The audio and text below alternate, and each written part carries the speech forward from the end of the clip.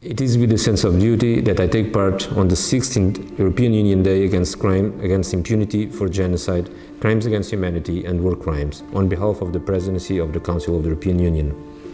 The COVID-19 pandemic has again prevented us from getting together, but we could not go by without signaling this very important day, even if by virtual means. European Union Day against impunity, celebrated since 2016, was created to support national investigations and prosecutions of the most serious crimes of concern to the international community as a whole. It also aims to pay homage to the victims of these core crimes, to raise awareness and to promote the fight against impunity. We must remember, at all times, that the duty to bring to justice those responsible for these crimes rests primarily on states. Therefore, it is important that they have not only the willingness, but also the capacity to investigate and to prosecute these crimes. Ending impunity also contributes to ensure peace and security, since it fosters guarantees of non-recurrence. Furthermore, both the European Union and its member states have been strong supporters of the International Criminal Court since its inception, as a part of a multilateral and complementary system that aims to end impunity, and we continue advocating for the universality of the Rome Statute. This year, the European Union Day Against Impunity will focus on the theme seeking justice for victims of crimes on Syria. We all have witnessed over the years atrocities being committed in Syria, which may amount to war crimes and crimes against humanity. This should prompt an international effort to hold all those responsible accountable. The people of Syria and the victims of these crimes deserve justice, and therefore we must relentlessly continue to seek accountability.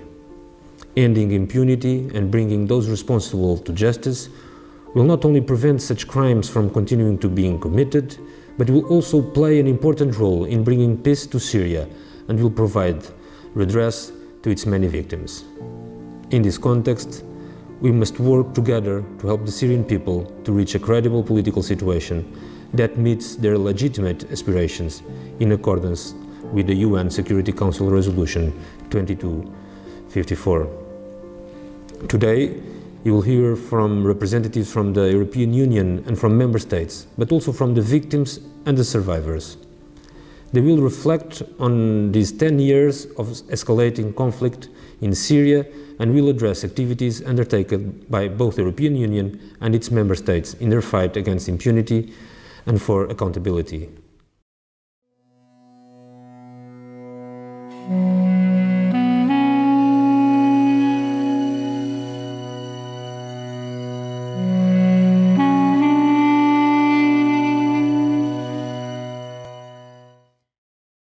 Thank you for having me speaking in this day.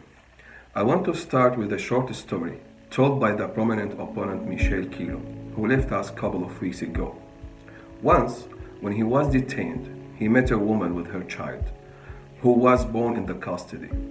He tried to tell him a story about a bird, the sun, and trees. The kid kept asking, "What is bird? What is sun? And what is a tree?" This is Syria under Assad's regime control. I experienced detention myself. Back then, I lost the meaning of time, place, and self-awareness. I felt powerless, as I had no control on my fate in the next moment. I lost the meaning of being a human. But in Koblenz, it was the first time I had the chance to look in the eyes of a perpetrator. While he was facing charges, I felt powerful because I have rights and finally could seek justice and peace. Speaking of which, I had the impression that many politicians don't take it seriously, that no peace without justice. I imagine them saying, "Let's be realistic. Politics is about what's possible and about interests, not about human rights." Right, let's be realistic then. The history of Syria, which I described a minute ago, is in one aspect is the history of injustice. The same history will still be reproduced again and again as long as justice has been not achieved yet. To be politically realistic means to stop thinking as if we live in the 18th century. Rather, in the 21st century, where an event such as the Syrian revolution and the subsequent wars affect directly each country around. The trial in Koblenz is very important as the first trial of one of the Assad's regime members. And when we consider that it does not only condemns individuals, but also condemns the whole regime of Assad. Nevertheless, it is still a small step which needs to be supported, protected, and followed by other measurements in many ways. Thank you.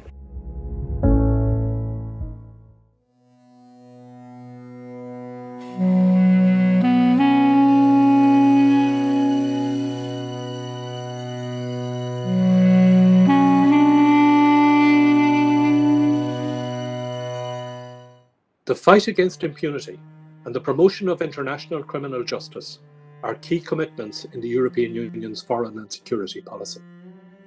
10 years ago, Syrians took to the streets to demand democracy and the respect of their human rights and fundamental freedoms. They were brutally suppressed. The EU is determined that the crimes perpetrated in the 10 years since the uprising will not prevail over the Syrian aspiration for dignity, justice and peace. Accountability and justice for victims are essential for a stable and peaceful Syria. Therefore, the EU continues to support efforts to gather evidence of the atrocities committed. We support the Independent International Commission of Inquiry. We support the International Impartial and Independent Mechanism, and we support the OPCW investigation and identification team.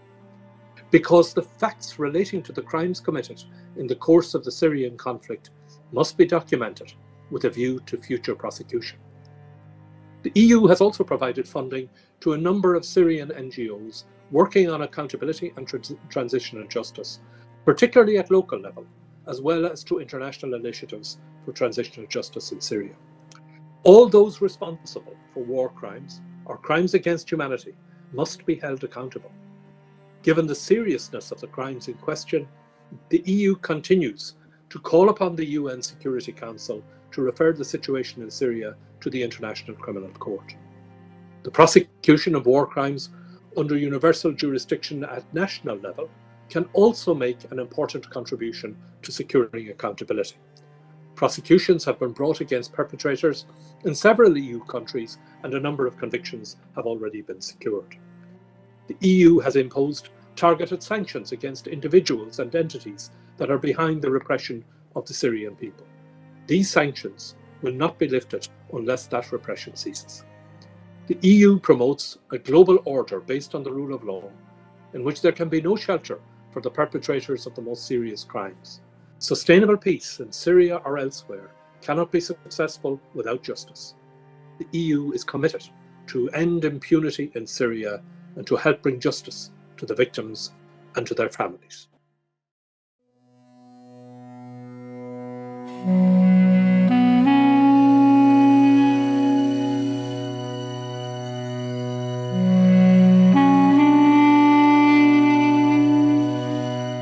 The EU doesn't accept impunity for genocide, crimes against humanity and war crimes. At the same time, the prosecution of these crimes is highly complex. It may concern thousands of victims, witnesses and perpetrators, while the evidence is often located in countries outside the EU. National prosecutors facing these challenges can count on the support of Eurojust and the Genocide Network. We help the member states to coordinate their investigations and avoid duplications of efforts. Whenever there is a potential conflict of jurisdiction, we identify effective solutions, and we offer advice on how to obtain evidence that is later admissible in courts. In recent years, we have been providing this support to cases concerning Syria. The Genocide Network started to focus on the Syrian situation back in 2012. With the help of the network, several EU member states took a pioneering role and began investigating the atrocities committed there. Soon after, a case was opened at Eurojust, and in 2018 this led to a joint investigation team between the French and German authorities, known as the Caesar case. Following this cooperation, members of the Syrian intelligence service were arrested. Earlier this year, one of them was found guilty of crimes against humanity by a German court in Koblenz, while the trial continues for another suspect. This case is a true turning point. It's the first time that widespread and systematic torture committed by the Syrian regime is found proven by a court. It therefore lays important foundation for future cases, and I hope that it will be an inspiration for prosecutors across the EU. I'm proud that member states are choosing not to look the other way. Together, we are sending a clear message that Europe is responding and delivering justice to victims in Syria and beyond. The Office of the German Federal Prosecutor General commenced a structural case regarding the situation in Syria already in 2011. A rising number of refugees from Syria and other countries in the region were able to give witness accounts of attacks committed in Syria by all sides of the conflict. This has allowed our office to focus on specific incidents, on particular branches of the state of Syria, and finally, on specific individuals allegedly responsible for international crimes. As of today, we have investigated more than 25 cases against Syrian officials at all levels, from the private up to the general, for crimes against humanity and for war crimes, such as torture, killing, and sexual and gender-based violence of all kinds.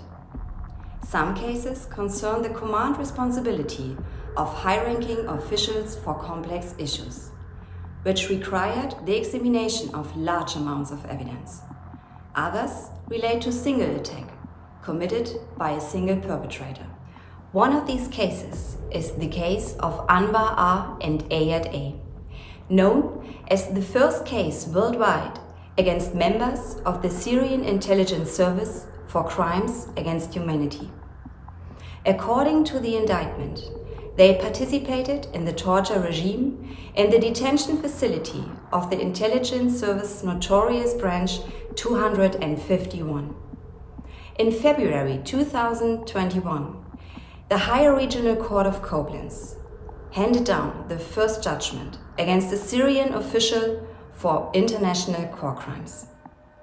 It sentenced Ayad A. to 4.5 years imprisonment for aiding and abetting crimes against humanity.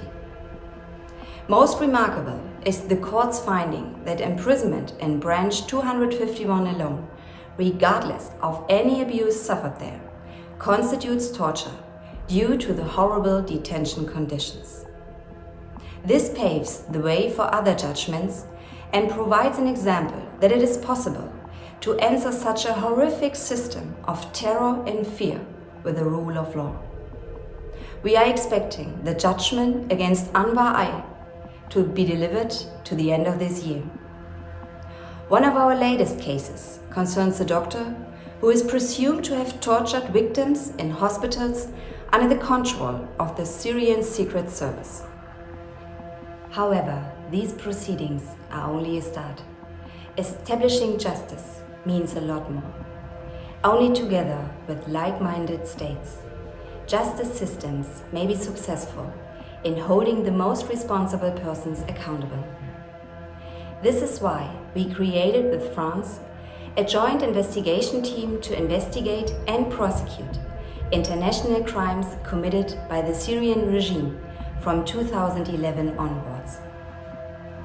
In 2018, the French Procureur National Antiterrorist in Paris and the German Federal Prosecutor General in Karlsruhe signed the official treaty for this GIT, lately extended until 2022. A central aspect of this cooperation is the analysis of the so-called Caesar files, which prove the extremely cruel treatment of prisoners in detention facilities of the Syrian intelligence service. The almost 27,000 files depict more than 6,800 dead corpses and were analyzed by a forensic institute. The expert report clearly affirms the systematic and widespread practice of torture by the Syrian intelligence service against opposition supporters. In addition, this report also demonstrates that international cooperation is vital to the success of all efforts to end impunity. The Office of the German Federal Prosecutor General and its war crimes units will continue to follow this endeavor diligently. Integrated to the National Counter-Terrorism Prosecution Office since July 2019, the French Specialized Unit for War Crimes and Crimes Against Humanity currently deals with 156 cases conducted by the Prosecution Office or the investigating judges and concerning crimes committed in 30 countries around the world. In the past years, Syria has become the most important of these countries in terms of number of cases. Indeed, 34 Syrian cases are pending today, dealing with all parties to the conflict, the Syrian regime, but also opposition armed groups or terrorist groups. However, the Syrian regime crimes account for the majority of cases the unit is dealing with. Some have been opened on the basis of the French nationality of the victim, but a large amount of these cases have been opened on the basis of the presence or residence in France of Syrian alleged perpetrators. If no case has so far been brought to court, investigations are progressing everywhere. In one case, for example, international arrest warrants have been issued in 2018 against Ali Mamlouk and Jamil Hassan. In these proceedings, we naturally rely on cooperation with other national authorities dealing with similar cases, may they concern crimes committed in detention centers or military attacks, including chemical ones. Beyond the general framework of the European Genocide Network hosted by Eurojust, the discussions have led to further coordination within Eurojust in relation to the Syrian cases. Besides, international actors are also key partners for us, including UN bodies and mechanisms such as the IIIM, whose input is of very high value for our cases. In addition to that, the French Specialized Unit of the Counter-Terrorism Prosecution Office and the German Federal Public Prosecution Office have carried out a closer cooperation, resulting in a joint investigation team signed in 2018 and renewed last year. On the French side, the scope of the JIT is first the structural seizure case conducted under Crimes Against Humanity in relation to the seizure file, but also connected cases involving alleged perpetrators of these crimes who have belonged to various intelligence services and military hospitals. The JIT enables our prosecution offices and investigators to directly exchange evidence and information. For example, it enabled us to carry out simultaneous arrests in February 2019. The fight against impunity for perpetrators of massive core international crime that have been committed in Syria since 2011 is definitely one of the most important issues our unit is dealing with. Syrian victims who have survived and fled to Europe, helped by NGOs and civil society actors, play a very important role in these proceedings. Their testimony is crucial in the evidence-gathering process and will always be in order to bring out the truth and to allow justice to be done.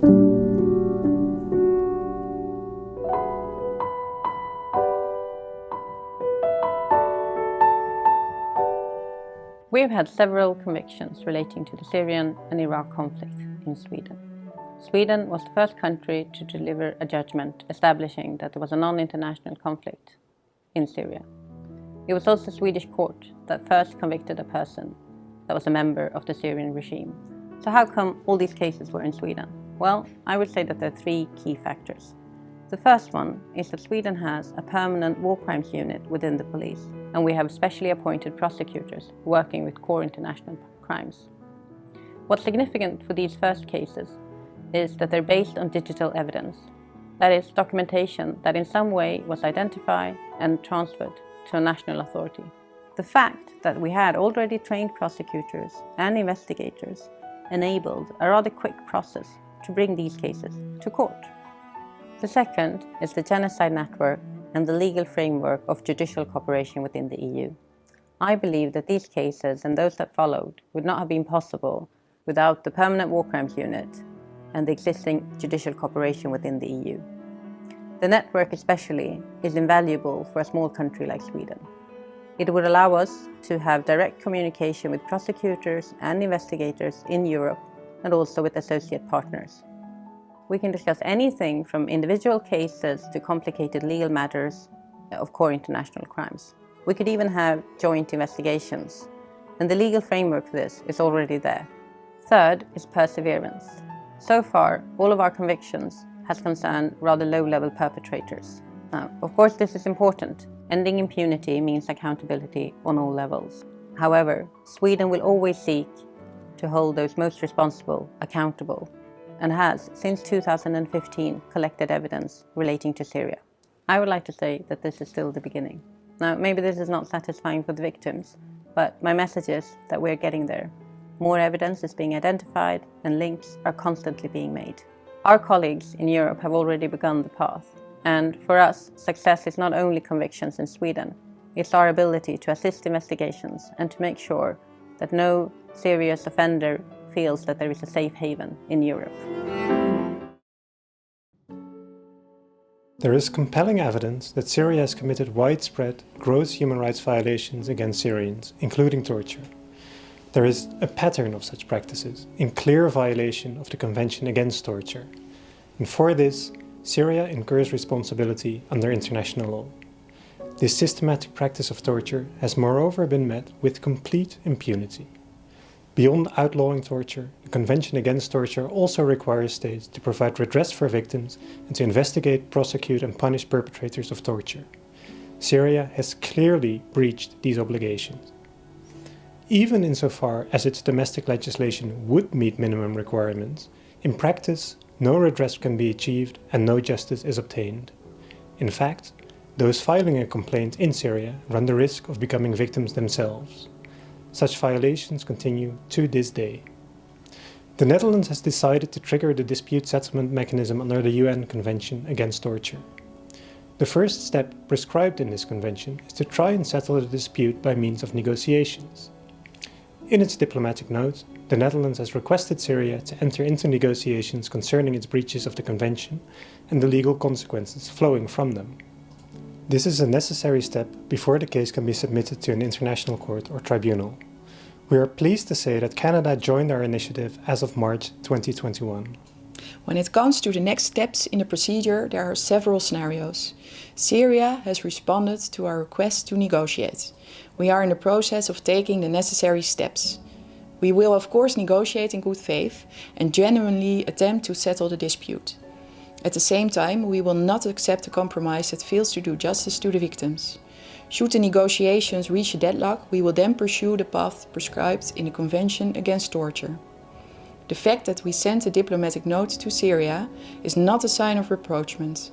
It is only meant to convey the message that the Netherlands is holding Syria responsible for serious violations of international law.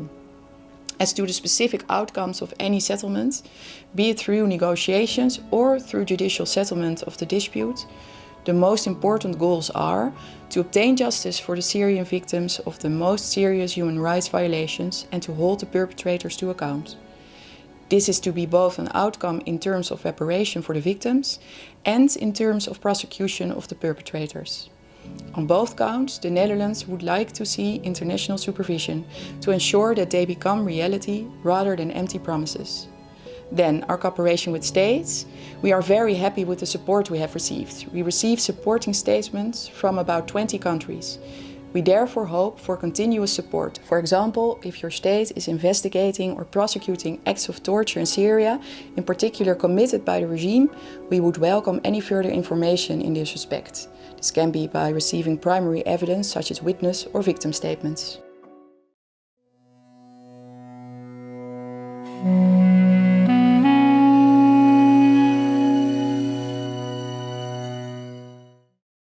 العدالة بالنسبة لي كمواطن سوري بشكل عام وكضحية بشكل خاص هي احتياج شخصي، وهي قيمة أخلاقية ووطنية بحد ذاتها، وهي الحامل الأساسي لبناء الدولة الديمقراطية وضمان لقيام سلام مستدام وعيش مشترك في بلدنا سوريا. والعدالة أيضا بالنسبة لي كأحد اللاجئين هي شرط أساسي لعودة آمنة وطوعية. لكل هذه الأسباب العدالة ليست بأي حال من الأحوال شكل من أشكال الانتقام. أو مجرد ورقة ضغط للاستخدام ضد الخصوم السياسيين لتحقيق مكاسب آنية وخاصة. العدالة هي حرفياً مستقبل آمن لأطفالنا جميعاً. لذلك نحن ننظر بعين الرضا إلى المحاكمات التي تحدث سواء في ألمانيا، فرنسا، هولندا، السويد أو باقي الدول الأوروبية، وندرك أنها خطوة مهمة على طريق العدالة في سوريا، خصوصاً من جهة تأكيد حدوث هذه الانتهاكات وتحديد الجهات المسؤولة عنها وفقاً لسلسلة القيادات والرتب ولمسؤولية الرئيس عن مرؤوسيه، وذلك من قبل أجهزة قضائية أوروبية محترفة ومستقلة. وهي في هذا السياق امتحان حقيقي لنا جميعاً لجهة الإقرار والقبول والالتزام بتوفر معايير المحاكمات العادلة حتى لهؤلاء الذين ارتكبوا انتهاكات بحقنا بشكل مباشر. وتفتح لنا كحقوقيين الباب واسع لزيادة معرفتنا وتعلم أدوات قانونية لم يكن من الممكن لنا استخدامها أمام المحاكم السورية. كل هذا على أهميته يجب أن لا ينسينا ضرورة ضبط توقعات الضحايا وفقاً للقانون وبعيداً عن الشعبوية، وتوضيح القيود القانونية لهم أمام هذه المحاكم، سواء من جهة الالتزام بالحصانة التي يتمتع بها رئيس دولة أخرى أمامها، أو لجهة القيود والشروط القانونية المطلوبة لرفع دعوى والنظر فيها بحسب النظام القانوني لكل دولة من هذه الدول، بالإضافة إلى محدودية إمكانيات وحدات شرطة جرائم الحرب.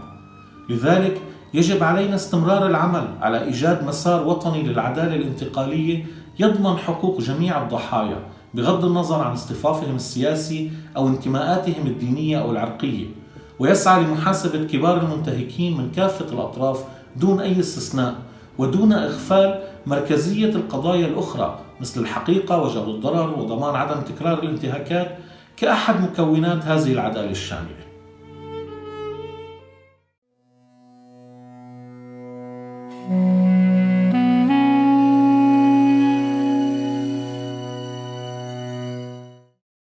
I want to congratulate the Genocide Network on its excellent work.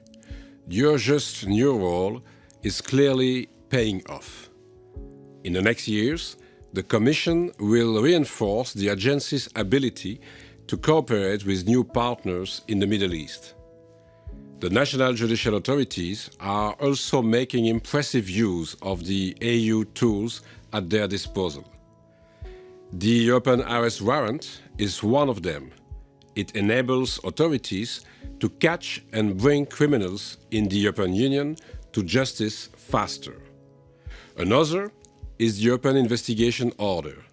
It helps judicial authorities to cooperate when collecting criminal evidence across European Union borders.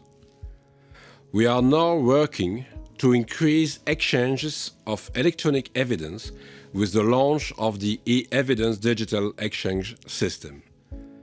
Despite these successes, including the joint investigation tool for investigating international crime in third countries, we are constantly working on improving cross-border cooperation and ending impunity. For example, we launched a study in March to assess national and EU rules on using and exchanging evidence, including battlefield evidence, to identify gaps. And the proposal in 2018 for an e-evidence package aims at ensuring swift access to digital evidence, while fully respecting EU data protection rules and all criminal law procedural safeguards. For the victims, the first EU strategy on victim rights will strengthen cooperation among actors on victims' rights and promote high standards for victims' rights around the world.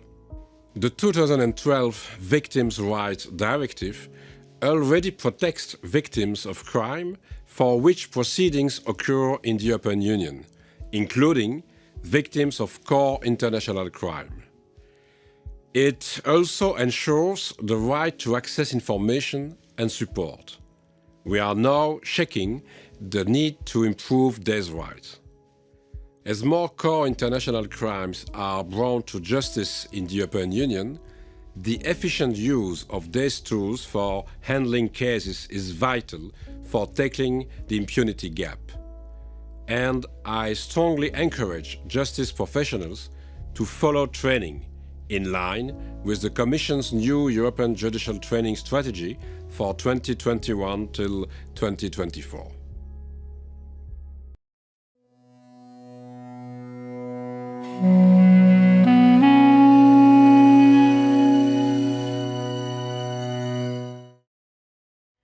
Judicial work in the EU means a lot for survivors. It empowers them and gives them hope to be acknowledged not as mere victims, but as stakeholders in a transitional justice process.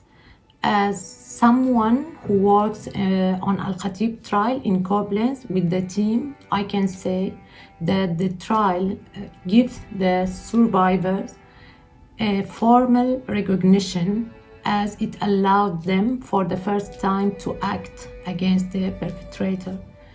We at ECCHR, we are supporting 25 survivors in these proceedings, women and men.